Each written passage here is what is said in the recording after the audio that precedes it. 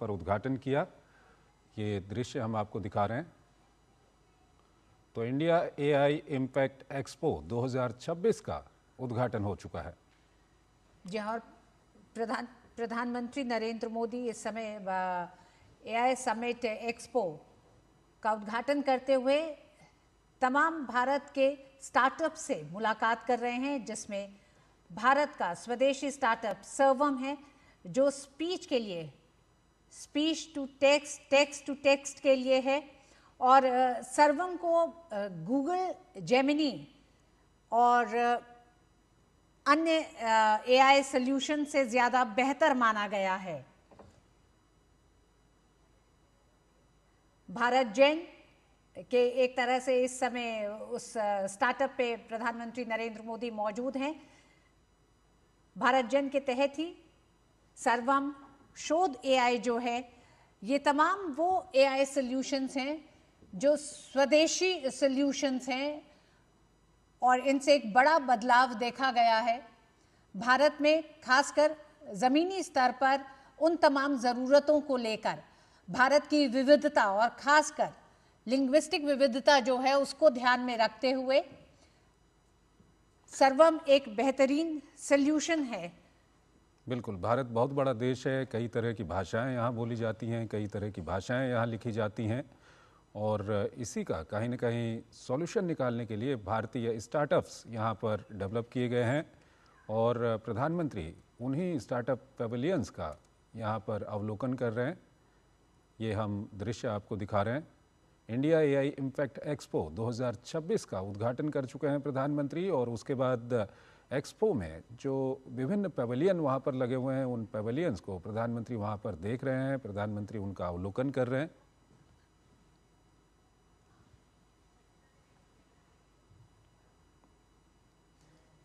ये भारतीय कंपनियां हैं, भारतीय स्टार्टअप्स हैं, जिनके साथ प्रधानमंत्री वहां मुलाकात कर रहे हैं और उन स्टार्टअप्स को एक तरह से समझ रहे हैं। उन स्टार्टअप्स को, जिन लोगों ने इसकी शुरुआत की है, उनसे इंटरैक्ट कर रहे हैं। बिल्कुल, ये स्टार्टअप्स आप देख सकते हैं, ये जो आपके सामने इस वक्त प्रधानमंत्री वहाँ पर अवलोकन कर रहे हैं।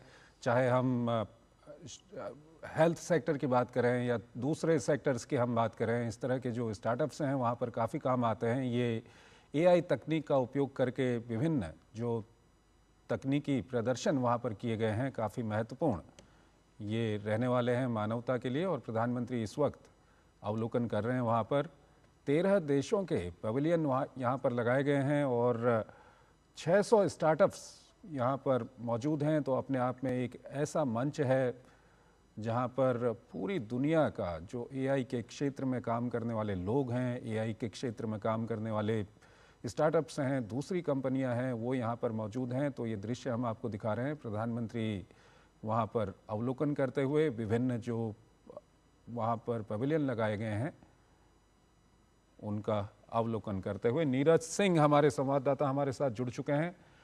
नीरज, प्रधानमंत्री वहाँ पर, हम दर्शकों को दिखा रहे हैं दृश्य, प्रधानमंत्री विभिन्न जो वहाँ पर पवेलियन है उनका अवलोकन कर रहे हैं। नीरज,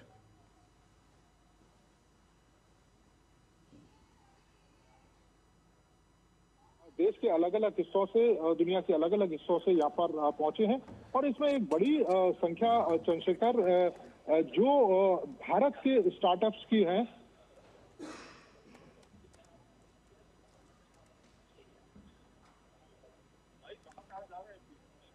देखिए, बिल्कुल मैं वही बता रहा था चंद्रशेखर कि ये तमाम जो दृश्य आपको दिखाई दे रहे हैं कि प्रधानमंत्री पहुंचे हैं और इन पवेलियन में ज्यादातर जो स्टार्टअप है वो भारत के जो स्टार्टअप हैं, खासतौर से एआई को लेकर। और दूसरी सबसे बड़ी बात है कि आप देखें कि आज हर क्षेत्र में, चाहे भारत का कोई सा भी क्षेत्र हो, एआई से अछूता नहीं है और एआई हर क्षेत्र में, खासतौर से हेल्थ के क्षेत्र में देखें कि आज भी देश के अलग अलग हिस्सों में, खासतौर से दूर दराज के हिस्सों में, अगर हेल्थ से रिलेटेड कोई परेशानी होती है तो होता ये था कि पहले जो लोग हैं उनको बड़े बड़े मेट्रो शहरों में आना पड़ता था या सुपर हॉस्पिटलिटी जो हॉस्पिटल होते थे उनमें आना पड़ता था। लेकिन अगर एआई इक्विपमेंट से लैस कोई उपकरण अगर ग्रामीण इलाके में भी होगा तो वहां पता लगाया जा सकता है। एक मामूली से जो मेडिकल जो स्टूडेंट है उसके माध्यम से कि कौन सी बीमारी है और उस बीमारी के बाद उस व्यक्ति का जो इलाज है वो दूसरे या बढ़िया अस्पताल में किया जा सकता है। उसका समय भी बचेगा और इसके साथ साथ जो बीमारी है वो भी जल्दी पकड़ में आएगी। इसी के साथ आप देखें कि डिजिटल प्लेटफॉर्म पूरे भारत का इस समय बना हुआ है और डिजिटल के क्षेत्र में एक बड़ी उपलब्धि भारत ने हासिल की है। और ये डिजिटल एक तरीके से हाईवे का काम करेगा एआई के लिए, क्योंकि देश के अलग अलग व्यक्तियों के हाथों में मोबाइल है और वो तमाम सेवाएं और सुविधाएं उस एआई के माध्यम से प्राप्त कर सकते हैं। तो एआई कोई बहुत बड़ा ऐसा नहीं है कि कोई बहुत बड़ा चैलेंज हो, बहुत बड़ा खतरा हो, बल्कि एआई भारत के लोगों के लिए, उनकी सहायता के लिए और सुविधाओं में और ज्यादा बढ़ोतरी के लिए काम आएगा।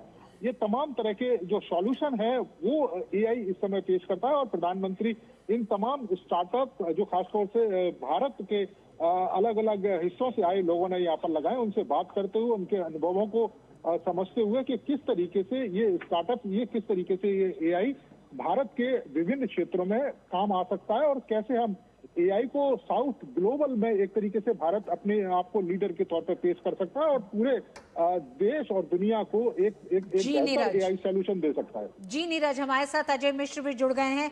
अजय, प्रधानमंत्री इस समय इस एक्सपो का अवलोकन कर रहे हैं। प्रधानमंत्री सर्वम गए और सर्वम को लगातार ये माना जा रहा है कि भारत के सर्वम एआई ने गूगल जेमिनी और चैट जीपीटी को पीछे छोड़ दिया है। किस तरह से सर्वम काम करता है, किस तरह से इसने दुनिया में अपनी धाक जमाई है, जानना चाहेंगे। देखिए, अगर सर्वम की बात की जाए स्पेसिफिकली तो देश का पहला सॉवरेन एआई मॉडल बनाने का काम एक ऐसे स्टार्टअप को सौंपा गया और एक स्टार्टअप कंपनी पर भरोसा जताया सरकार ने और सर्वम को चुना गया बहुत ही रिग्रेस प्रोसेस के बाद में। और सर्वम ने वो करके दिखाया है जो पूरी दुनिया में अभी तक बड़ी बड़ी एआई कंपनियां नहीं कर पाई। मिसाल के तौर पर जो मल्टी लिंग्विस्टिक ट्रांसलेशन की सुविधा है और एआई इंटरप्रिटेशन की सुविधा है, ऑन द गो आपके रियल डबिंग की सुविधा है, ये सारी की सारी सुविधाएं सर्वम ने अपने बलबूते और भारतीय स्टार्टअप इकोसिस्टम के जरिए पूरी की हैं। और जिस तरह से हमने देखा कि बुलबुल के नाम से जो सर्वम ने अभी लॉन्च किया है पूरा का पूरा मल्टीलिंगुअल सिस्टम, ये पूरे भारत को एक साथ जोड़ता हुआ नजर आएगा। आप सोचिए कि पूरा का पूरा एआई मॉडल पीछे काम करता हुआ एक आपके हर उस प्रश्न का जवाब देगा एआई के माध्यम से, जो दुनिया के किसी दूसरे कोने में दूसरे चैटबॉट्स नहीं दे सकते हैं।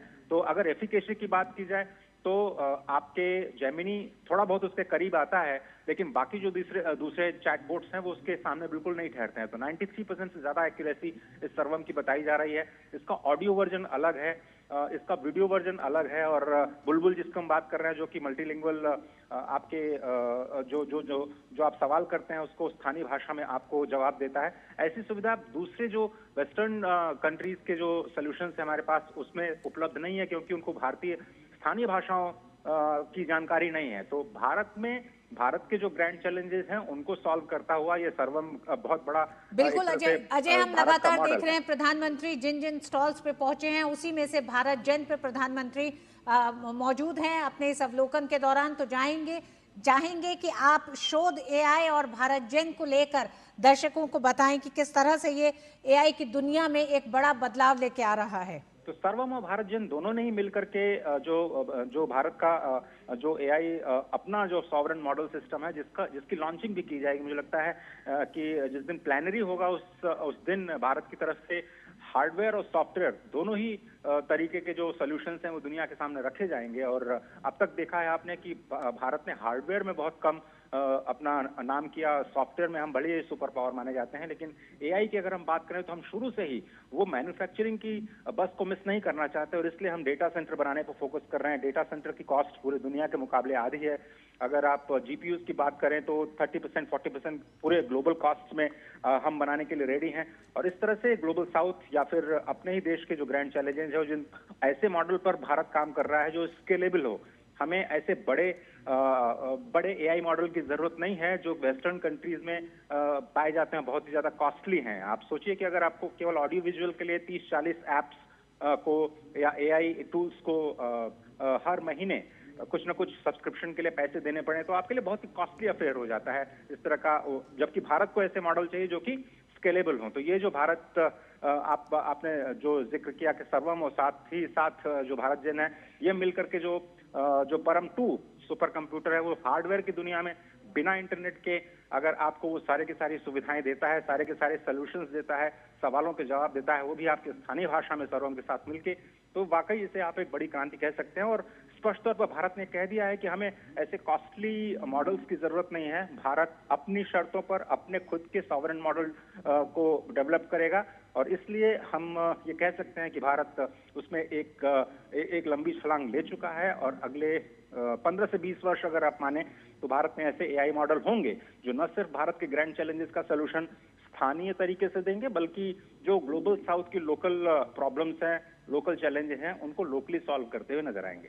अजय, आपसे ये भी जानना चाहेंगे कि प्रधानमंत्री वहां पर जिन भारतीय और दूसरे एआई मॉडल्स का वहां पर अवलोकन कर रहे हैं, प्रधानमंत्री ये कहते रहे हैं कि एआई फॉर ऑल, ये किस तरह से वहां पर परिलक्षित होते हुए दिख रहा है आपको?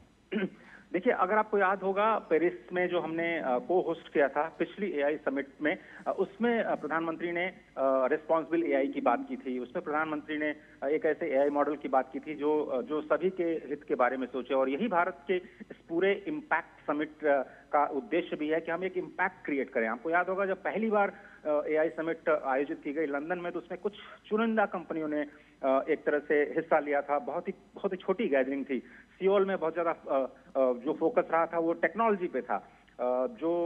उसके बाद जो पेरिस में हुआ, पेरिस में आप देखिए तो जो अमेरिका के एक बहुत बड़े लीडर हैं, उन्होंने रेगुलेशन को लेकर के बात की, क्योंकि वो बात करना चाहते थे कि उनके जो देश के प्रोडक्ट हैं वो दूसरे देश में ज्यादा रेगुलेट ना किए जाएं। तो उन्होंने यूरोपियन यूनियन की निंदा की इस बात को लेकर के कि उन्होंने एआई को लेकर के क्यों ओवर रेगुलेशन कर दिया। भारत में जो इम्पैक्ट समिट हो रहा है, ये एक तरह से पूरा ग्लोबल समिट है, पहला ग्लोबल समिट कह सकते हैं आप इसको, जिसमें किसी कंपनी विशेष के हितों का ध्यान में न रख के भारत पूरे विश्व की बात करता है। सर्वजन सुखाय सर्वजन हिताय की बात इसीलिए कहता है कि हम एक ऐसे मॉडल पर काम कर रहे हैं जो डेमोक्रेटाइजेशन ऑफ टेक्नोलॉजी में विश्वास रखता है। वेस्ट का मॉडल है ऋतु कि आप प्रॉफिट के लिए काम करते हैं। कुछ कंपनियां, 5-6 बड़ी कंपनियां इन्वेस्ट करती हैं, हैवी इन्वेस्टमेंट करती हैं, जिसमें स्टेट का भी पैसा लगता है, प्राइवेट एंटरप्राइजेस का भी पैसा लगता है। उसके बाद वो एक सोल्यूशन बनाती हैं। वो सोल्यूशन फिर बाजार की खोज में पूरी दुनिया में जाता है, यूजर्स बनाता है, पहले फ्री में देता है, उसके बाद आपसे पैसे वसूलता है। ये उनका मॉडल है फॉर प्रॉफिट। दूसरी तरफ चीन का मॉडल है, जिसमें सभी लोगों को संदेह है कि भाई उनके डेटा के साथ क्या हो रहा है, उनके प्राइवेसी के साथ क्या हो रहा है, किसी तरह का सिक्योरिटी ब्रीच या सॉवरेनिटी के ऊपर खतरा तो नहीं है। भारत एक ऐसा सोल्यूशन देता है जिसमें आप ट्रस्ट भी कर सकते हैं और जिसको आप सेफ भी मान सकते हैं। और इसीलिए पूरी दुनिया भारत पे भरोसा करती है कि क्या आप जो एआई इस्तेमाल कर रहे हैं वो सेफ है, क्या जो एआई आप इस्तेमाल कर रहे हैं वो ट्रस्टेड है। ये भारत इन दोनों सवालों का जवाब देता है कि भारत में जो मॉडल विकसित किए जाएंगे वो पूरी तरह से सुरक्षित होंगे। और इसीलिए जो डेटा सेंटर भारत में बन रहे हैं, दुनिया उस पर भरोसा करती है और भारत को एक ट्रस्टेड पार्टनर के रूप में मानती है। और ये जो स्टार्टअप्स की दुनिया से रूबरू होते हुए प्रधानमंत्री आपको दिख रहे हैं, एक बहुत बड़ी मिसाल है। 10 साल पहले स्टार्टअप इंडिया की शुरुआत हुई थी, आज एआई पहला समिट हो रहा है। 10 साल बाद आप देखेंगे कि शायद जो 1 लाख 1.5 लाख हम यूनिकॉर्न्स और स्टार्टअप की बात आज आप कर रहे हैं, इतने ही बड़े स्केल पर आपको देश का एआई सिस्टम पूरी दुनिया में छाता हुआ दिखाई देगा। जी अजय, एआई सॉल्यूशंस को लेकर रिस्पॉन्सिबिलिटी, अकाउंटेबिलिटी की बात हो रही थी, लेकिन भारत में इस एआई समिट के साथ अब किस तरह से एआई सॉल्यूशंस सबको उपलब्ध हो, किसी तरह का भेदभाव ना हो, इस पे सबसे ज़्यादा ध्यान दिया जा रहा है। ऐसे में प्रधानमंत्री जिन तमाम एआई सॉल्यूशंस का आज अवलोकन कर रहे हैं, उसमें एक एआई सॉल्यूशन है वाधवानी एआई का, जो कि नवजात शिशुओं के लिए है कि उनको कैसे मालन्यूट्रिशन से बचाने के लिए जल्दी उनका मापन किया जा सके, और इसको शिशु मापन ही कहा गया है। जो 5 राज्यों में इस समय इसका इस्तेमाल किया जा रहा है। 11,927 एक तरह से बच्चों पर इसका एक बेहतर असर देखा गया है।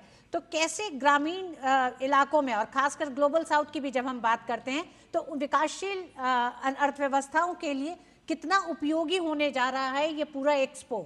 जी, तो जिस तरह से हमने पहले चर्चा की ऋतु जी की, ये भारत जो गवर्नेंस है, सबसे पहले एआई का इस्तेमाल गवर्नेंस में होगा। सरकार की जो सेवाएं पहुंचती हैं उसमें एआई का इस्तेमाल कैसे किया जाए। आप देखेंगे बहुत सारी योजनाएं हैं उसमें एआई का इस्तेमाल किया जाएगा डुप्लीकेशन हटाने के लिए, जो इंटेंडेड बेनिफिशियरी है उस तक पैसे पहुंचे। यहाँ तक ये भी बात हो रही है कि जो राशन की व्यवस्था है, अभी पायलट शुरू किया गया है गुजरात में कि राशन आपको सीधे न दिया जाए, एआई के जरिए आपको सिर्फ टोकन दिए जाएं या कुछ पैसे आपके अकाउंट में दिए जाएं और उसको बाद जाकर के आप किसी भी दुकान से कुछ भी आप खरीद सकते हैं, उचित मात्रा में आपको मिल सकते हैं। यही बात हेल्थ के क्षेत्र में, यही बात एजुकेशन के क्षेत्र में, और सबसे बड़ी बात जो फार्म सेक्टर हमारा है उसमें एआई को कैसे इस्तेमाल किया जाए उस पर फोकस होने जा रहा है। तो जो आपने बच्चों की मलन्यूट्रिशन का जिक्र किया बहुत इंपॉर्टेंट है इस लिहाज से, क्योंकि पहले से ही पता लगा पाना बच्चों की सेहत के बारे में, उनको कौन से न्यूट्रिशन दिए जाने चाहिए और कैसे सप्लीमेंट्स की जरूरत है, और उसी में जो हमारा मल्टीलिंगुअल मॉडल आता है वो आता है कि अगर माँ घर पे कोई बड़ा नहीं है तो वो बिना इंटरनेट के जरिए भी अपने लोकल मोबाइल, छोटे से मोबाइल में वो सवाल कर सकती है माँ कि मेरे बच्चे को दस्त हुआ है तो मैं क्या कर सकती हूँ इसके लिए, डायरिया के क्या सॉल्यूशंस मेरे घर में मौजूद हैं, और वो उनकी स्थानीय भाषा में ही उनको बताता है कि आपको अमुक किसी ORS पैकेट या किसी ऐसी दवाई का सेवन करना है जो आपके लिए सेफ हो। तो इस तरह के जो हेल्थ सोल्यूशन है, उसी तरह से एजुकेशन में कैसे आप नई शिक्षा नीति में क्लास 3 से ही आप एआई को इंट्रोड्यूस करते हैं, क्लास 6 से आप स्किलिंग की बात करते हैं, अपस्किलिंग की बात करते हैं, रीस्किलिंग की बात करते हैं। ये एजुकेशन क्षेत्र में सरकार ने बहुत ही गंभीरता से लिया है और आज भी बड़ा बयान MOS की तरफ से आया है कि सरकार बहुत ही गंभीर है एजुकेशन में एआई को इंट्रोड्यूस करने के लिए। आगे जाते हुए मुझे बताया गया कि भारत विस्तार, जिसका जिक्र बजट में किया गया है, भारत विस्तार के लिए एक अलग से फंड की व्यवस्था की गई है जिसमें एआई के जरिए किसानों से बात करने की कोशिश की जाए। मुझे लगता है 1-2 दिन में जयपुर में इसकी शुरुआत होनी है भारत विस्तार के जरिए, जिसमें मेरे ख्याल से जो उनका नाम है भाषिनी या नहीं भारती नाम के एआई चैटबॉट आपके किसानों की जो समस्याएं हैं उसको सुनता हुआ नजर आएगा। तो एग्रीकल्चर हुआ, हेल्थ हुआ, एजुकेशन हुआ और गवर्नेंस, इसमें आपको शुरुआती दौर में एआई का बहुत ही बेहतरीन इस्तेमाल होते हुए दिखेगा और फिर हम कंट्री स्पेसिफिक ग्लोबल साउथ की लोकल समस्याओं को ध्यान में रखते हुए उनको अफोर्डेबल और एक्सेसिबल एआई मॉडल्स दे सकते हैं। उसी को शोकेस करने के लिए भारत न केवल सॉफ्टवेयर बल्कि हार्डवेयर की दिशा में भी बड़ी शुरुआत करने, बड़े लॉन्चेस की तैयारी में है इस पूरे एआई समिट के दौरान। ठीक है। Lieutenant general retired SP Kochar भी हमारे साथ जुड़े हुए हैं। कोचर साहब, अगर यहाँ पर आपसे जानना चाहें, जिस तरह से हमारे संवाददाता बता रहे हैं कि कितने अच्छे और लोगों के काम आने वाले एआई यहाँ पर विकसित किए गए हैं, प्रधानमंत्री उनका अवलोकन भी वहाँ पर कर रहे हैं, हम वहाँ उस वक्त के वो दृश्य हम अपने दर्शकों को दिखा रहे हैं। आपसे ये जानना चाहेंगे कि इसके लिए सरकार का जो प्रोत्साहन है वो कितना महत्वपूर्ण था? पिछले 10 साल में जो प्रोत्साहन मिला है, चाहे हम स्टार्टअप्स की बात करें या एआई की बात करें, वो किस तरह से मिला कि आज हम जो ये देख रहे हैं अपने सामने, इस तरह के एआई और स्टार्टअप से यहाँ पर विकसित किए गए हैं, क्या कुछ कहेंगे आप प्रोत्साहन को लेकर के? बिना सरकार के प्रोत्साहन के तो ये संभव ही नहीं था।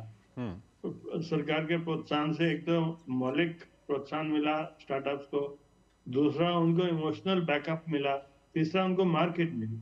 अब जिस तरह से वो यहाँ डिस्प्ले कर रहे हैं, अगर प्रोत्साहन नहीं होता तो यहाँ अपने प्रोडक्ट्स नहीं ला पाते। और ये देखिए कि जो जितने प्रोडक्ट्स आए हैं उसमें most of the products startup से आ रहे हैं और सब इम्पैक्ट ओरिएंटेड है। उसमें कोई ये नहीं बोल रहा है मैंने ये टेक्नोलॉजी यूज किया, मैंने ये डेटा सेट यूज किया, मेरे को इतने कैपेसिटी का नेटवर्क चाहिए या इतना बड़ा डेटा सेंटर चाहिए, उसके बारे में कोई नहीं बोल रहा है। सब ये बोल रहे हैं कि इसका इम्पैक्ट क्या हो रहा है हमारे सोशल फैब्रिक पे। तो वो एक बहुत बड़ी चेंज है।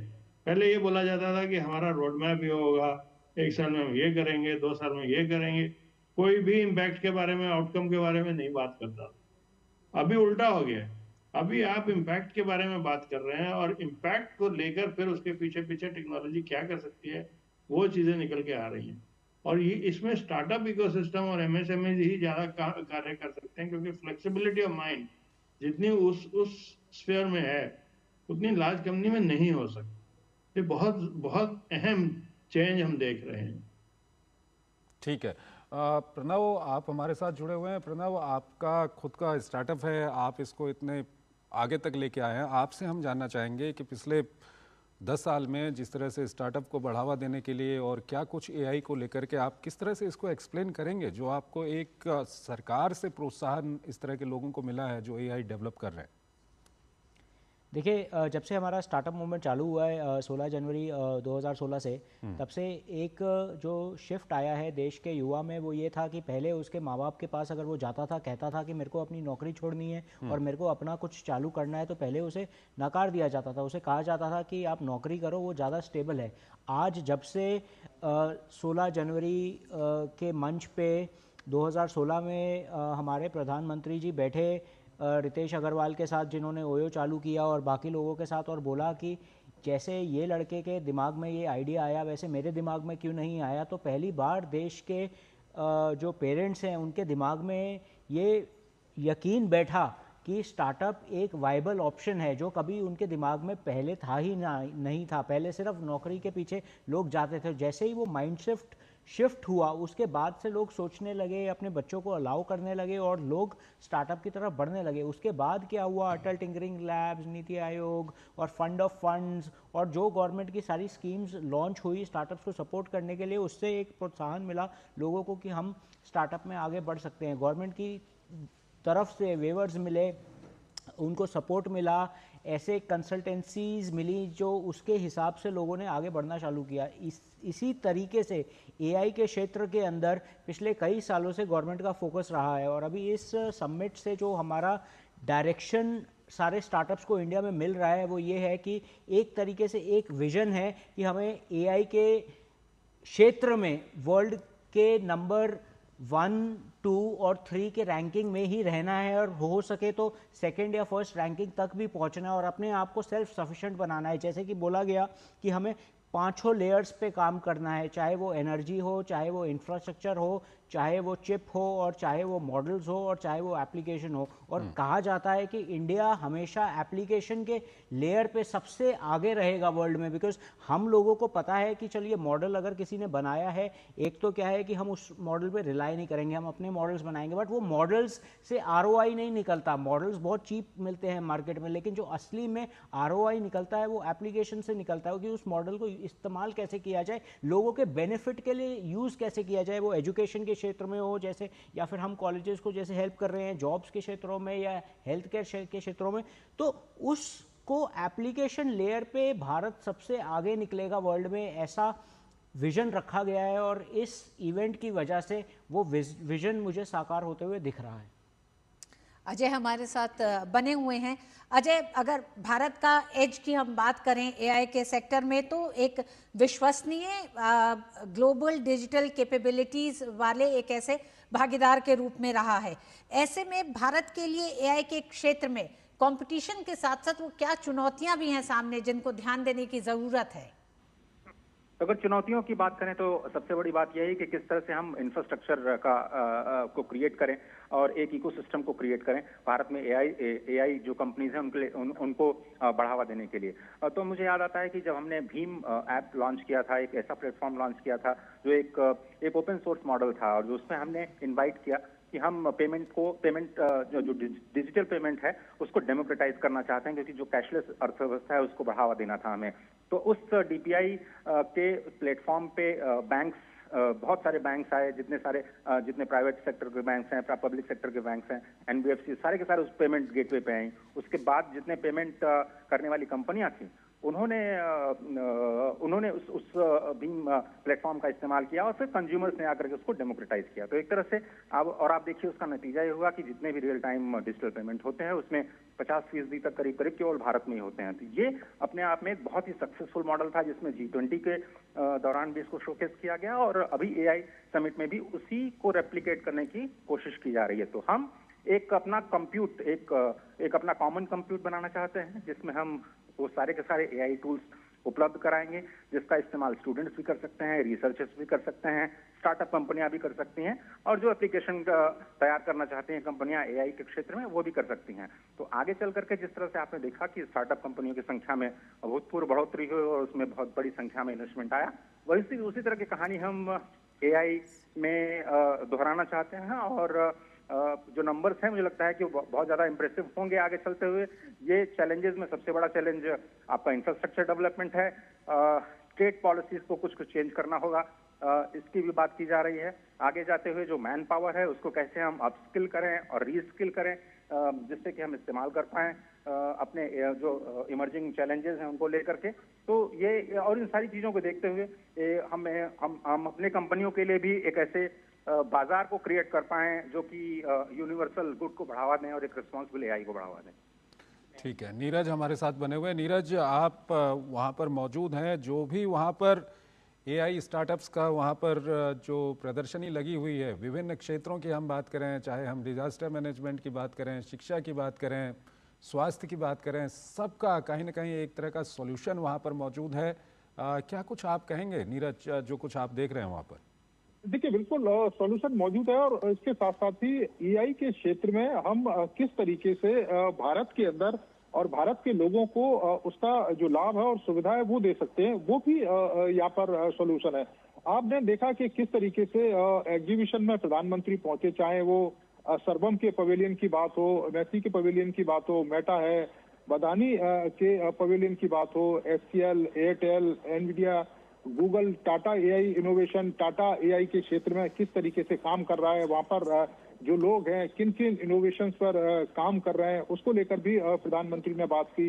इसके साथ साथ ही हमने देखा है कि रिलायंस इंटेलिजेंस किस तरीके से एआई के क्षेत्र में काम कर रहा है, और खासतौर से मैं बादमानी की अगर मैं बात करूं कि ये एक इस तरह का एआई टूल है कि जो न केवल शिक्षा के क्षेत्र में बल्कि स्वास्थ्य के क्षेत्र में और कृषि के क्षेत्र में जो काम है वो करता है। खासतौर से आप देखें कि हेल्थ सेक्टर में टीबी को किस तरीके से नियंत्रित किया जा सकता है, माता और शिशु के स्वास्थ्य के लिए एआई का समाधान किस तरीके से हम कर सकते हैं। और खासतौर से अगर हम कृषि की बात करें तो कृषि में कपास है, उसके कीट प्रबंधन का किस तरीके से प्रयोग किया जा सकता है। एआई टूल को किसान मौसम की जानकारी, और हमने देखा है कि बड़ी संख्या में जो फसल है वो कीट के कारण उसका नुकसान हो जाता है, तो उसको किस तरीके से उसका एआई समाधान दे सकता है, क्या क्या उपाय हम लोग कर सकते हैं। तो ये जो बागवानी एआई है 2026 तक जो लक्ष्य है 190 मिलियन लोग हैं उन तक पहुंचने का। इसके साथ साथ ही अजय हमारे कॉरेस्पोंडेंट सर्वम एआई के बारे में बता रहे थे। मैं आपको बता दूं कि दुनिया भर के जो तमाम एआई हैं वो ऑनलाइन मोड पर काम करते हैं, लेकिन सर्वम एक ऐसा एआई है जो ऑफलाइन भी काम करेगा। इसको आप स्मार्टफोन से लैपटॉप पर सीधे रन कर सकते हैं, क्लाउड सर्वर या इंटरनेट कनेक्शन की जरूरत नहीं होती। और एआई जो सर्वम है इसका जो मकसद है वो एआई को और ज्यादा तेज और ज्यादा जो प्राइवेसी है और रोजमर्रा की जो तमाम डिवाइस हैं उसमें इस्तेमाल करने जो लायक है वो बनाता है। तो अपने आप में कह सकते हैं कि दूसरे एआई सॉल्यूशन से एक अलग तरह का सॉल्यूशन जो सर्वम है वो पेश करता है। डेटा प्राइवेसी इससे मजबूत होती है। तो ये तमाम तरह के जो उपाय हैं वो यहाँ पर इस समय हमने देखा है कि 600 के करीब जो स्टार्टअप है, एंटरप्रेन्योर्स हैं वो यहाँ पर पहुंचे हैं। उन्होंने अपनी जो एग्जीबिशन है वो लगाई है। और भारत आप देखें कि एआई के क्षेत्र में किस तेजी के साथ काम कर रहा है। एक तरीके से हमने देखा है कि हमारे एजुकेशन सिस्टम में हमारी जो शिक्षा नीति है किस तरीके से इनमें पहल की जा रही है। और आप देखें कि एआई के क्षेत्र में आप भारत के दूरस्थ इलाकों में, चाहे हम नॉर्थ ईस्ट की बात करें, आप जैसलमेर और मध्य प्रदेश के उन ग्रामीण इलाकों, छत्तीसगढ़ में उन ग्रामीण आदिवासी इलाकों तक आप चले जाइए जहां पर अभी भी आप देखें कि एआई का उतना ज्यादा जो प्रयोग है वो नहीं हुआ है। तो अब हम स्थानीय भाषा में, क्योंकि एक बड़ी समस्या ये आती थी कि जो विदेशों से हमारे पास जब टेक्नोलॉजी आती थी उसमें हमारी भारतीय भाषाओं की एक समस्या थी, या तो इंग्लिश में वो समाधान पेश करते थे या बहुत सारे हिंदी में करते थे। लेकिन आप देखें कि ये तमाम, चाहे हम सर्वम की बात करें, 11 भाषाओं में जो तमाम जवाब और उसका जो समाधान है वो पेश करता है। तो आप सोचें कि ग्रामीण इलाके के लोग जो कृषि की जानकारी अपनी भाषा में, राजस्थानी भाषा में जानना चाहते हैं, छत्तीसगढ़ी भाषा में जानना चाहते हैं, वो चाहते हैं कि स्वास्थ्य से संबंधित अगर कोई किसी तरह की परेशानी है तो उनकी स्थानीय भाषा में उनको जवाब मिल जाए, उनका जो समाधान है वो उनके आसपास की चीजों से उपलब्ध हो जाए। तो ये अपने आप में एक क्रांति है। और भारत, आप ये समझें कि आने वाले समय में एआई के क्षेत्र में पूरी दुनिया में एक अग्रणी भूमिका निभाएगा। आज भी हम देखें अमेरिका और चाइना के बाद तीसरे नंबर पर हैं। और जिस तेजी के साथ प्रधानमंत्री नरेंद्र मोदी लगातार स्टेप उठाते हैं, आप देखें कि डिजिटल में हमने एक क्रांति करी है, कितने बड़े संख्या में जो लोग हैं उनको डिजिटल मंच से जोड़ा है। हमने कभी कल्पना नहीं करी थी कि एक सब्जी वाला, एक ठेले वाला डिजिटल जो पेमेंट है वो लेगा। एक बड़ा सुधार, एक बड़ा बदलाव हमने पूरे देश में देखा है। और तो मुझे लगता है कि आने वाले समय में एआई के क्षेत्र में भी एक बड़ा बदलाव देखने को मिलेगा, और उसका जो फायदा है वो लोगों को मिलेगा, क्योंकि एआई नौकरी जनरेटेड ही है। इससे किसी को घबराने की जरूरत नहीं है। आपको अगर थोड़ी सी स्किल आप अगर बेहतर कर पाए तो निश्चित तौर पर एआई से बेटर कुछ नहीं है। और एआई से बेटर जो नौकरियां हैं पूरी दुनिया में आप लोगों के सामने रहेंगी। तो ये एक बड़ा उदाहरण है, और भारत एक लंबी छलांग लगाने जा रहा है एआई के क्षेत्र में। ठीक है, अजय हमारे साथ बने हुए हैं। अजय, अभी जब आपसे हम बात कर रहे थे, जो चुनौती की आप बात कर रहे थे, कहीं ना कहीं कंप्यूट कैपेसिटी और चिप्स की चुनौती आएगी जिस तेजी के साथ हम आगे बढ़ रहे हैं। तो कैसे इसका क्या कुछ सॉल्यूशन है?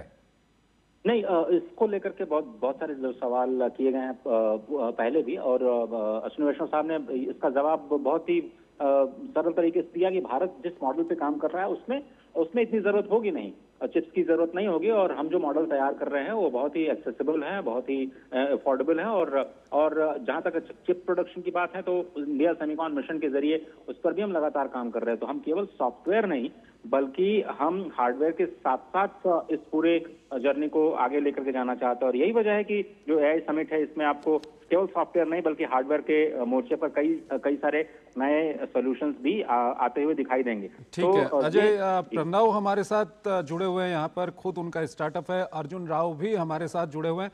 अर्जुन राव, अगर आपसे जानना चाहेंगे, ये जो अजय से हमारी बात हो रही थी अभी, कंप्यूट कैपेसिटी और चिप्स की कोई चुनौती आएगी आने वाले समय में, आएगी तो कैसे इसका सॉल्यूशन निकलेगा, और जो हार्डवेयर पे अगर हम डिपेंड रहेंगे तो क्या कुछ फायदा होगा? जी, जैसे अजय जी ने कहा, एक चीज हमें ध्यान रखनी है कि जिस तरीके से हम इनोवेशन कर रहे हैं हमारे देश में अलग अलग एआई के क्षेत्रों में, तो लार्ज लैंग्वेज मॉडल्स एक ही सेक्टर है जहां पे कंप्यूट की जरूरत बहुत अधिक है। बाकी सारे एरियाज में काफी कम कंप्यूट में efficient models, small models, medium size models हम चला सकते हैं। और इसीलिए हमें हमारी कंप्यूट की जरूरत दुनिया के मुकाबले या अमेरिका वगैरह के मुकाबले काफी कम होनी चाहिए। अब उस केस में नेशनल एआई मिशन ने और सेमीकंडक्टर मिशन ने ऑलरेडी जो बाहर से हमें कंप्यूट लेके आना है उसकी थोड़ी सुविधा कर दी है हमारे स्टार्टअप्स के लिए, हमारे बेस्ट एआई मॉडल कंपनीज के लिए वगैरह वगैरह के लिए। और दूसरा, सेमीकंडक्टर मिशन के तहत हम नए स्टार्टअप कंपनियां बन रही हैं जो अपनी खुद की इंडियन चिप्स बना रही हैं, ताकि आगे जाके हमें बाहर के चिप्स पे इतना डिपेंडेंस ना जरूरत पड़े। तो एक चीज है कि हमें कितनी जरूरत है, हमारी डिमांड कम है क्योंकि हम एफिशिएंट मॉडल्स बना रहे हैं। दूसरी चीज है कि ये डिमांड फुलफिल करने के लिए हम जो है बाहर से कुछ चिप्स लेके आ रहे हैं और उसको काफी सस्ते पे सरकार हमें उन स्टार्टअप्स के लिए पर्टिकुलरली उनको अवेलेबल कर रही है, ताकि स्टार्टअप्स पे प्रेशर ना हो कि उन्हें बहुत महंगी चिप्स बहुत ज्यादा खरीदनी पड़े। बट हमको उसमें सेल्फ सफिशिएंसी और सॉवरिन बनना पड़ेगा। शायद इसमें थोड़ा सा वक्त लगेगा बट काम शुरू हो गया है। ठीक है प्रणव, आप क्या कुछ कहना चाहेंगे इस पर? कंपनीज बन रही हैं। मैं भी यही बोलना चाहूँगा कि जिस तरीके से हम लोग बढ़ रहे हैं हमें डेफिनेटली चिप्स की ज़रूरत पड़ेगी। जैसे अर्जुन ने बोला कि हम लोगों का ज़्यादा रिलायंस स्मॉल मॉडल्स पे और ऐसे मॉडल्स पे हैं जो लार्ज लैंग्वेज मॉडल्स नहीं हैं जो अमेरिका यूज़ करता है, तो इसीलिए शायद कंप्यूट की रिक्वायरमेंट अभी कम है। आगे जाके जैसे जैसे स्टार्टअप्स बढ़ते रहेंगे कंप्यूट की रिक्वायरमेंट बढ़ेगी। अच्छी बात यह है कि ऑलरेडी ये इनिशिएटिव चालू हो गया है, देश में एक मैसेज जा चुका है, स्टार्टअप्स को सपोर्ट किया जा रहा है कि आप चिप्स के क्षेत्र में काम कीजिए, और उसमें गवर्नमेंट ने पूरा अपना सपोर्ट पीछे से दिया है। तो जैसे जैसे हम आगे बढ़ रहे हैं ये कंप्यूट का रिक्वायरमेंट बढ़ता रहेगा और साथ ही साथ हमारा सेल्फ रिलायंस भी बढ़ेगा एंड हम लोग इसके अंदर प्रोड्यूस करेंगे ताकि बाहर से हमें कम चिप्स लेना पड़े और हम अपने में सेल्फ सफिशिएंट बने। जी, हमारे साथ दोनों ही मेहमान जुड़े हुए हैं। अर्जुन, आपसे जानना चाहेंगे कि जब हम बात करते हैं कि मेजॉरिटी स्किल्स भारत का जो है वो कोडिंग के स्तर पर ज़्यादा है, ऐसे में जब AI talent hub global companies के लिए भारत अपने आप को आने वाले समय में इस तरह से पेश करना चाहता है, तो सबसे ज़्यादा जो ज़रूरी है वो इन्वेस्टमेंट भी है, टैलेंट को तैयार करना भी है, तो किस तरह से उस तरफ काम होता दिख रहा है आपको भारत में? जी बिल्कुल, हमारी ऑलरेडी पिछले 2 दशकों में हिस्ट्री रही है कि जीसीसीज की सेटअप और ग्रोथ काफ़ी तेज़ी से हुई है। तो दुनिया में शायद सबसे बड़ी सॉफ्टवेयर डेवलपमेंट बेस हमारी ऑलरेडी बनी हुई है, और अब गोल ये है कि ये सॉफ्टवेयर डेवलपमेंट बेस को हम एआई डेवलपमेंट बेस में कैसे कन्वर्ट करें, राइट? तो जो एक अपस्किलिंग का काम है और कंटिन्यूअस स्किलिंग का काम है, तो ये हमको हमारे स्कूल लेवल से, फिर कॉलेजेस लेवल पे और फिर हमारे कॉर्पोरेट लेवल पे ये जोर देना है।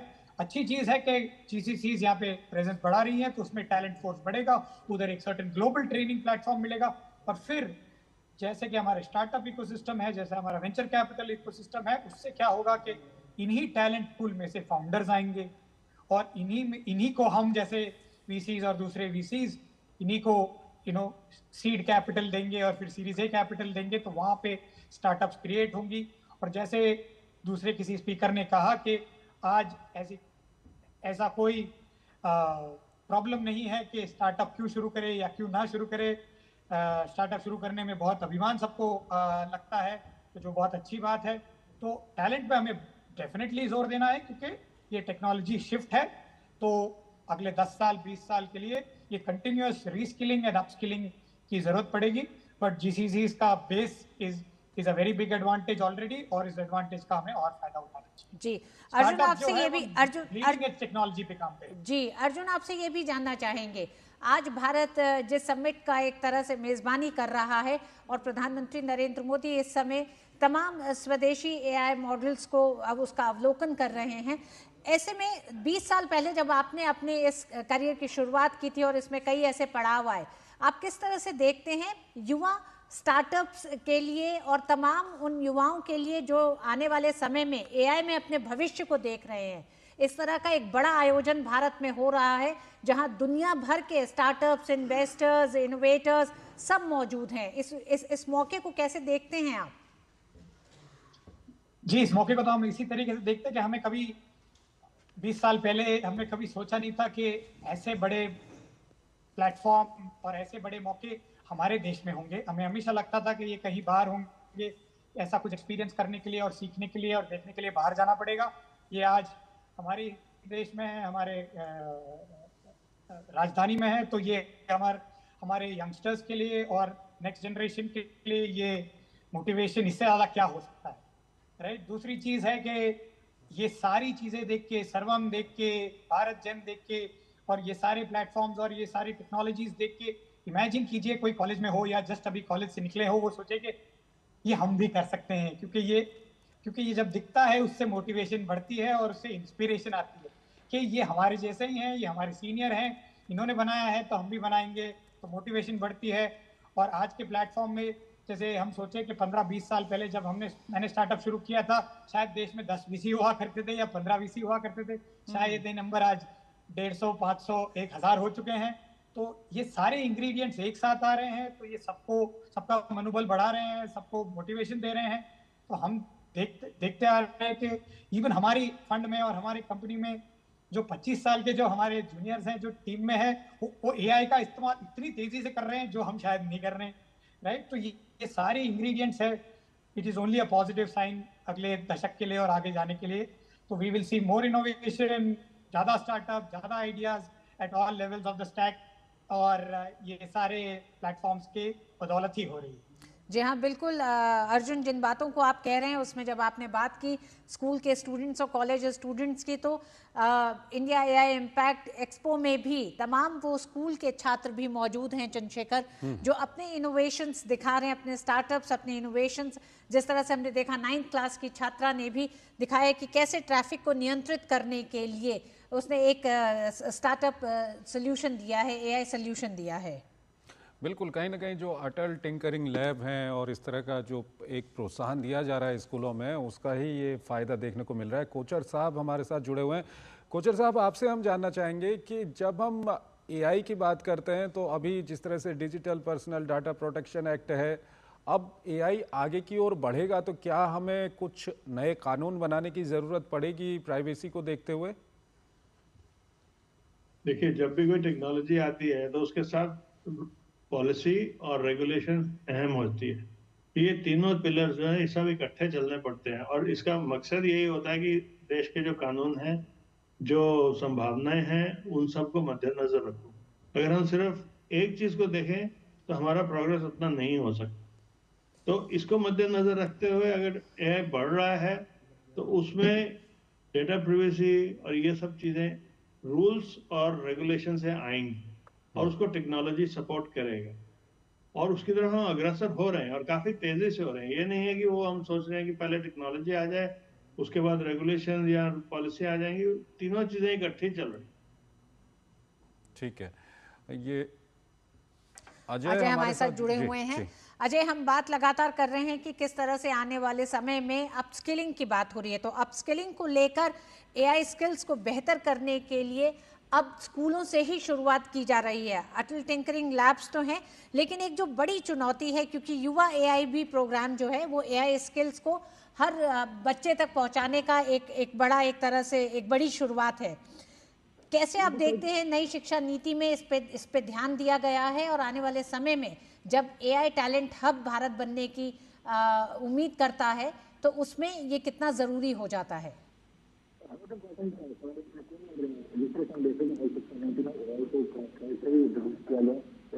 एआई क्या होता है, किस तरह से एआई काम करता है, यहाँ तक कि चैटजीपीटी का इस्तेमाल भी बहुत सारे लोग अभी शुरुआती तौर पर करना शुरू कर चुके हैं। बहुत ही जरूरी समझा गया इस पूरे एआई को अपने कार्यक्रम में सम्मिलित करना, और रीस्किलिंग की जा रही है। और इसी लिहाज से जो नया एवीजीसी सेक्टर है, आपने देखा होगा अटल टिंकरिंग लैब की आपने बात की, 10,000 अटल टिंकरिंग लैब्स हैं, उनकी संख्या तो 20,000 अटल टिंकरिंग लैब खोलने की शुरुआत की जा रही है। हर लैब के लिए 10 से 20 करोड़ रुपए एक स्कूल को दिए जा रहे हैं, जिससे वो एआई लैब स्थापित कर पाए, स्मार्ट क्लासरूम स्थापित कर पाए, बच्चे जाकर के टिंकर कर पाए, अपने इमेजिनेशन के हिसाब से जो हैंड्स ऑन स्किलिंग कर पाए। बिल्कुल अजय, अभी हम आपसे बात करेंगे। हमारे साथ प्रणव भाटिया हमारे साथ जुड़े हुए हैं। प्रणव, अगर हम आपसे जानना चाहें, सर्वजन हिताय जो हमने एक थीम रखी है एआई को लेकर के, इसको हम किस तरह से आने वाले समय में जितने भी हमारे स्टार्टअप्स हैं और जो एआई को डेवलप कर रहे हैं, उसको किस तरह से हम उनके कोर में हम इसका उपयोग कर सकते हैं, जो हम सर्वजन हिताय की बात करते हैं?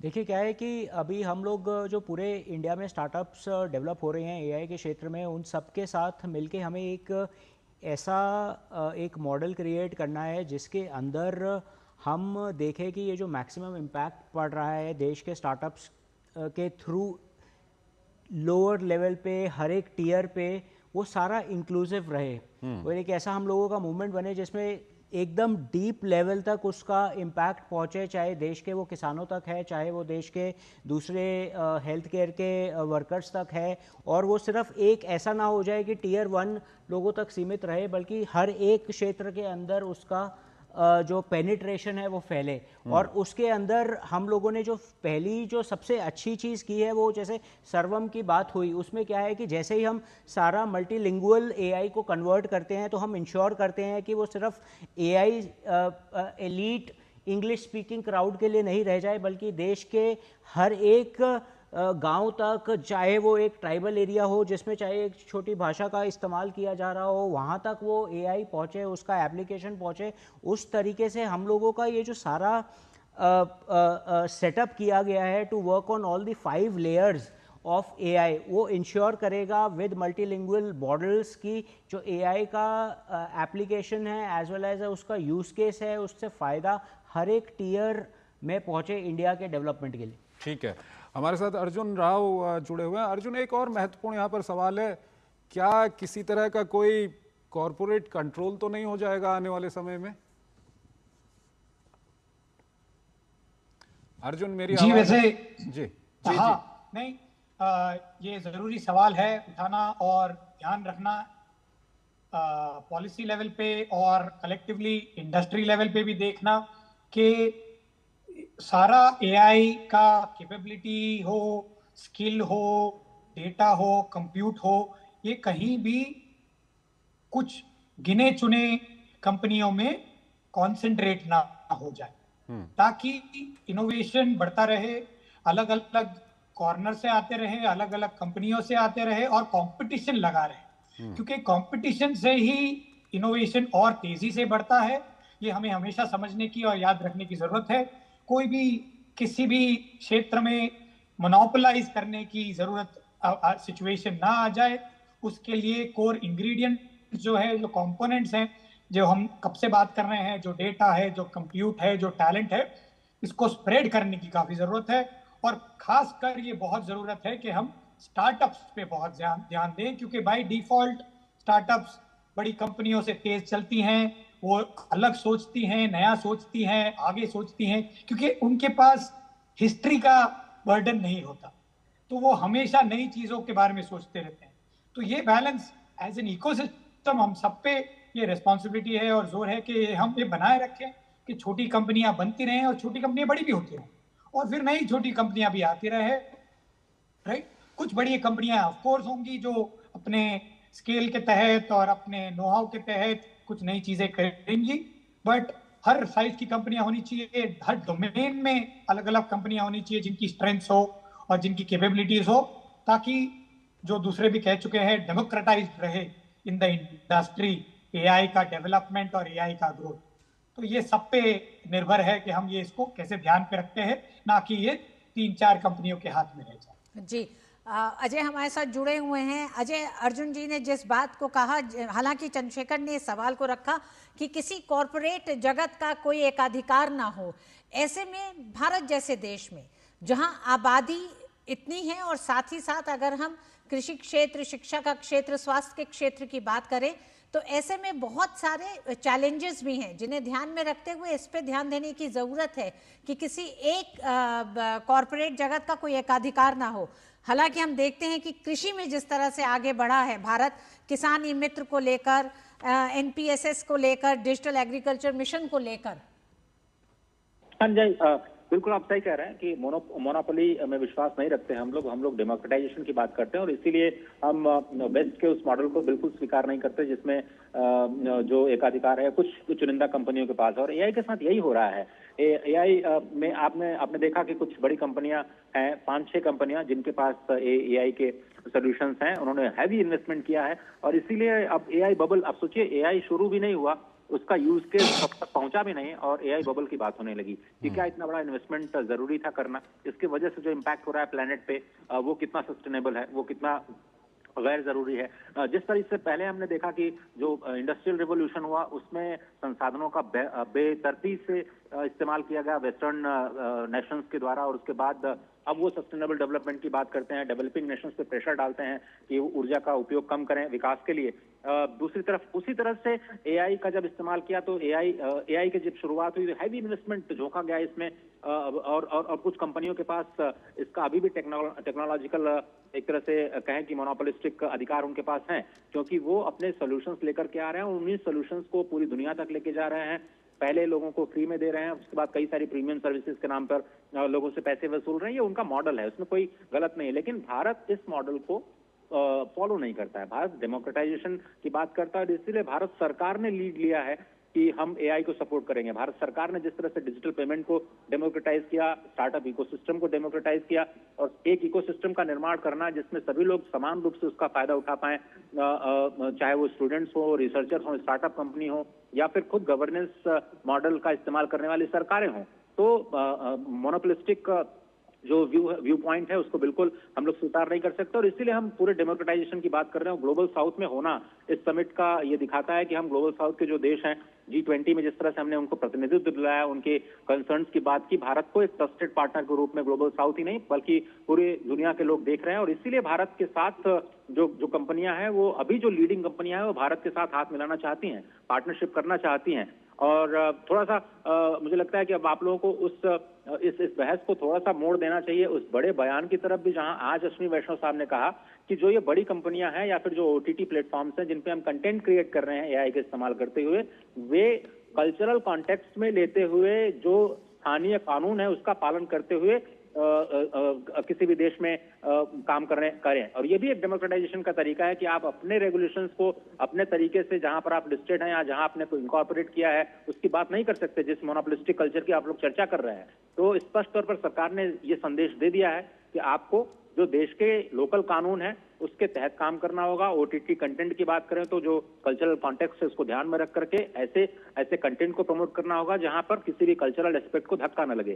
सवाल यही था कि जो युवा है वो एडल्ट कंटेंट की तरफ बढ़ रहे हैं, उसके लिए क्या किया जाना चाहिए, क्योंकि डीप फेक जैसी चुनौतियां हैं वो अमेरिका के लिए भी हैं, यूरोप के लिए भी हैं और उसी तरह से डेवलपिंग नेशंस के लिए भी हैं। तो एक जिम्मेदार नेशन के तौर पर हम ये मानते हैं कि मोनोपोलिस्टिक जो बिहेवियर है वो बिल्कुल ठीक नहीं है और इसीलिए हम डेमोक्रेटाइज करना चाहते हैं। और ये बड़ा संदेश कि आपको जो लोकल लॉज हैं उसके हिसाब से काम करना पड़ेगा। यूरोपियन यूनियन पिछले एआई समिट में अमेरिका ने इसी बात पर जोर दिया था कि रेगुलेशन नहीं होना चाहिए एआई का, जिससे कि यूरोपियन यूनियन सहित दूसरे देशों में भी इसका रेगुलेशन ना हो और इनकी कंपनियां किल ना हो। लेकिन मुझे लगता है कि उनको कंपटीशन मिलने जा रहा है और भारत एक डेमोक्रेटिक एक सुपर पावर के रूप में जरूर ऐसे सॉल्यूशंस लेकर के आएगा दुनिया जिस पर ट्रस्ट करेगी और उसको अपनाएगी।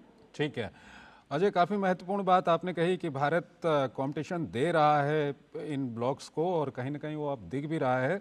ऐसे में कोचर साहब आपसे एक सवाल काफ़ी यहाँ पे महत्वपूर्ण हो जाता है। अगर हम डाटा की बात करते हैं तो भारतीयों का डाटा बेचकर विदेशी कंपनियां लाखों अरबों करोड़ों कमा रही हैं। ऐसे में क्या कुछ होना चाहिए, किस तरह से जो हमारा डाटा है वो हमारे स्टार्टअप्स के लिए उपयोग हो और इस डाटा से कहीं ना कहीं देश को फ़ायदा हो। क्या डाटा को विदेशी कंपनियां जब उससे फ़ायदा उठा रही हैं तो डाटा पर कोई टैक्स लगाना इस तरह का कुछ हो सकता है क्या? देखिए, हम तो टेलीकॉम सेक्टर से ये पहले से ही बोल रहे हैं कि डेटा और एप्लीकेशन जो विदेशी कंपनियां हमारे नागरिकों पर से कमा रही हैं वो बाहर जा रहा है। उसमें गवर्नमेंट को भी कुछ नहीं मिल रहा और हमारे नागरिक को भी कुछ नहीं मिल रहा। टेलीकॉम में भी ये हो रहा है और अब एआई में अगर हम अंकुश नहीं लगाएंगे तो वही होगा। अब खुशी की बात यह है कि सरकार ने एक ऐसे कदम लिया है जिसमें जो इन्वेस्टमेंट हैवी इंफ्रास्ट्रक्चर है एआई का वो सरकार डेमोक्रेटाइज कर रही है कि सभी को मिलेगा। उसके बाद आप अपनी अपनी क्षमता के हिसाब से उसमें एप्लीकेशन बनाएं। अब अगर फिर भी फॉरेन कंपनीज अपने एप्लीकेशन लाते हैं या डेटा हमारा यूज करती हैं तो मेरे ख्याल से उनके ऊपर अंकुश लगाने के लिए कुछ ना कुछ फाइनेंशियल बर्डन डालना चाहिए, जिससे कि इंफ्रास्ट्रक्चर में हमारा इंडियन इंफ्रास्ट्रक्चर बढ़ाने के लिए उनको भी कंट्रीब्यूट करना चाहिए, जो आज की डेट में वो नहीं कर रहे। तो ये होना चाहिए। और साथ ही साथ अगर स्टार्टअप्स की हम बात करें तो कई स्टार्टअप्स ऐसे हैं जिसमें फॉरेन वेंचर कैपिटल है, तो उसको लेकर के हम कैसे उसका फायदा देश को मिले, देशवासियों को मिले, क्या कुछ करना चाहिए इस पर? देखिए, इस समय हम बाहर का निवेश बिल्कुल बंद नहीं कर सकते, लेकिन अगर हमारे पास फॉरेन वेंचर्स आ रहे हैं और हमारे पास वीसीज आ रहे हैं इनको प्रोत्साहन देने के लिए, तो जो प्रॉफिट होता है, जो वीसी का प्रॉफिट बाहर जाता है, उसके ऊपर टैक्स लगना चाहिए और भारतीय कानून के हिसाब से लगना चाहिए। उसमें तो कोई दो राय नहीं हो सकती। ठीक है अजय, आप हमारे साथ बने हुए थे और अभी आप जिस बात को कह रहे थे कि आज केंद्रीय सूचना प्रसारण मंत्री अश्विनी वैष्णव ने एक तरह से दुनिया को और ओटीटी प्लेटफॉर्म्स पे जो सामग्री दी जा रही है उसे लेके भी सतर्क रहने का एक तरह से उन्होंने कहा है कि सभी सतर्क रहें, क्योंकि आने वाले समय में ओटीटी प्लेटफॉर्म पर ये ध्यान रखना होगा कि जिस देश में वो सामग्री परोसी जा रही है उस देश की संस्कृति को किसी तरह का कोई नुकसान ना हो। हाँ जी बिल्कुल, और बहुत स्पष्ट तरीके से उनसे सवाल किया गया और वो जो सज्जन उनका इंटरव्यू कर रहे थे, उनके साथ चैट कर रहे थे, वो अमेरिका के ही थे। उन्होंने कहा कि डीप फेक को लेकर के हम लोग बहुत ज्यादा चिंतित हैं। तो आपको क्या लगता है कि जो हमारे बच्चे हैं जो बड़े हो रहे हैं, एडोलेसेंस एज में जा रहे हैं, वो एडल्ट कंटेंट तक उनकी पहुंच ना हो पाए, उसके लिए कोई लॉ बनाने की जरूरत है क्या? स्पष्ट तौर पर उन्होंने सवाल किया था, मुझे अच्छे से याद है। उसके जवाब में उन्होंने कहा कि देखिए, इसमें कोई दो राय है ही नहीं है कि ऐसी चीजें जो कि किसी भी कल्चर को प्रभावित करती हैं नेगेटिवली, उसको तो प्रमोट किया ही नहीं जा सकता। स्पष्ट तौर पर उन्होंने ये नहीं कहा कि हम लॉज को बदलेंगे या कोई नया कानून लेकर के आएंगे या कानूनों में बदलाव करेंगे, पर आईटी लॉज हमारे हैं। जिस तरह से ऑब्ससीन कंटेंट को हम लोगों ने बैन किया और उन्हीं लॉज के तहत हमने बहुत सारे ओटीटी प्लेटफॉर्म निकाल से 30 या 32 प्लेटफॉर्म्स को हमने पिछले दिनों में बैन भी किया है, पूरी तरह से उन पर एक्सेस तो बैन ही लगा दिया है। तो और उन्होंने स्पष्ट तौर पर कहा कि जो ओटीटी कंपनी नाम लिया, उन्होंने नेटफ्लिक्स जैसे प्लेटफॉर्म्स का नाम लेते हुए सूचना प्रसारण मंत्री ने कहा कि ऐसे ओटीटी प्लेटफॉर्म्स को भी इस बात का ख्याल रखना होगा कि वो जिस देश में काम कर रहे हैं उस देश के कानून का इस्तेमाल करें, उसका अनुपालन करें। संविधान का नाम लिया उन्होंने। इस संविधान को ध्यान में रखते हुए, कॉन्स्टिट्यूशन को ध्यान में रखते हुए जो लोकल लीगल पैरामीटर्स हैं उनके आधार पर आपको कंटेंट को प्रसारित करना होगा और अपने कंटेंट को रेगुलेट करना होगा, न कि वहां पर जहां पर आप इनकॉर्पोरेटेड हैं। यानी अगर आप नेटफ्लिक्स अमेरिका से चलाते हैं तो अमेरिका के कानून आप पे लागू नहीं होंगे। आप जिस देश में कंटेंट परोस रहे हैं वहां के लोकल कल्चरल कॉन्टेक्स्ट को ध्यान में रख करके आपको इसका इस्तेमाल करना पड़ेगा, अपने कंटेंट को परोसना होगा। बहुत ही स्पष्ट संदेश था और मुझे लगता है कि उसके बाद और दो टूक जिसको कहा जाए शब्दों में उन्होंने कहा कि इसमें तो कोई दो राय है ही नहीं। मतलब आपका सवाल तो बिल्कुल बेमानी है, ये तो बिल्कुल समझी हुई बात है कि आपको लोकल लॉज का सम्मान करना पड़ेगा और आपको जो कल्चरल कॉन्टेक्स्ट है उसको ध्यान में भी रखना होगा। जी, केंद्रीय इलेक्ट्रॉनिक्स और सूचना प्रौद्योगिकी मंत्री अश्विनी वैष्णव ने डीप फेक और एआई के दुरुपयोग से निपटने के लिए तकनीकी और कानूनी समाधानों पर भी जोर दिया और 30 देशों से ज्यादा अधिक देशों के साथ इस समय चर्चा इसको लेकर चल रही है ताकि वैश्विक स्तर पर इसके समाधान निकाले जा सके। मेजर जनरल कोचर हमारे साथ बने हुए हैं। इसको आप कितनी बड़ी चुनौती भी और एक समस्या के तौर पर भी देखते हैं, खासकर उन तमाम विकासशील देशों के लिए जो अपनी संस्कृतियों को लेकर बात संवेदनशीलता की नहीं है, लेकिन वो एक ऐसा क्षेत्र है जहां से तमाम उन देशों की मंशाएं पूरी हो सकती हैं अगर इसके जरिए वो अगर देश में किसी भी तरह की, एक तरह से कह सकते हैं कि घुसपैठ की कोई कोशिश की जाए तो। देखिए, जितनी भी इंटरनेशनल कॉन्फ्रेंसेस में मैं गया हूं, जब वहां पे बैठते हैं तो जितने वहां पे डेवलपिंग नेशंस हैं वो सब कहते हैं ये नहीं होना चाहिए, लेकिन वही बात होता है who will bell the cat. तो भारत की तरफ देखते हैं कि अगर आप लीडरशिप रोल लेंगे तो हम आपका साथ देंगे। और खुशी की बात है कि अभी भारत लीडरशिप रोल ले रहा है और वो सब हमारी तरफ देखेंगे कि अगर भारत ने कर दिया तो हम भी कर सकते हैं। और ये बहुत खुशी की बात है कि गवर्नमेंट ने एक बहुत बड़ा स्ट्रांग स्टेप लिया है जो आज तक नहीं, इसी गवर्नमेंट ने पहले भी 1-2 स्टेप्स लिए हैं, लेकिन अमूमन पूरे विश्व में जो छोटी कंट्रीज है वो डरती है कि अगर हम बहुत स्ट्रिक्ट एक्शन लेंगे तो हमारा ही नुकसान। तो ये एक सोची समझी चाल भारतीय सरकार ने चली है कि भारतीय कानून, भारतीयों का फायदा सर्वोपरि है और बाकी चीजें सब अलग। तो ये बहुत अच्छी चीज है और मेरे ख्याल एक तरह से लीडरशिप रोल भारत इसमें अपनाएगा और उसके कारण भारत में निवेश भी और आएगा और जितने डेवलपिंग नेशंस हैं और जितने नेशंस हमारी उपेक्षा करते हैं उनको हमारे एक्सपोर्ट्स भी जाएंगे। तो ये बहुत अच्छा होगा जिस तरह हम चल रहे हैं।